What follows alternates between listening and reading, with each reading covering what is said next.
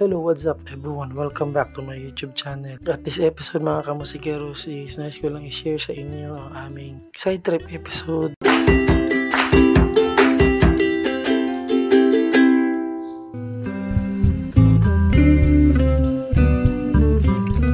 Ang original plan namin is dito kami sa Monterrey mag-swimming. Kaya lang sad to say, yung management is hindi nila pinaliliguan yung dagat because of high tides at saka malalaki yung alon.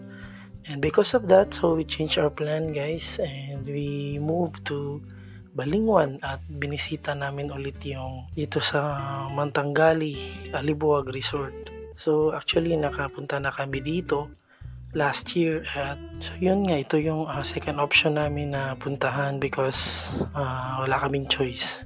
But anyway, so maganda yung experience namin dito ulit at saka nag-enjoy kami sa aming swimming time and of course yung place din ay in-enjoy din namin.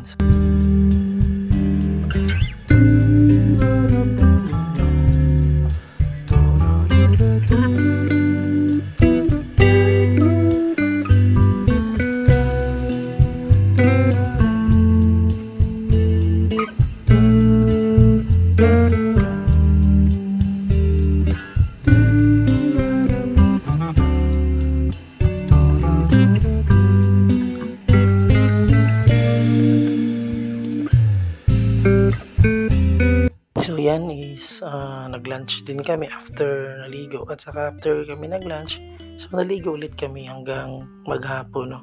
So yan guys, so pag may time kayo pwede kayong bumisita dito sa Balingwan, Misamis Oriental. Bago kami umuwi, dinaanan muna namin yung coffee shop dito sa Salay. Ang coffee shop na ito is nasa highway lang siya guys, no? So maganda din dito, nasa tabing dagat. At yan, masarap talagang magkape pag pauwi na ng bahay. So yan lang ang masishare ko sa inyong lahat. So maraming salamat sa panonood and please do not forget to subscribe to my channel at paki-like na rin yung video natin ngayon.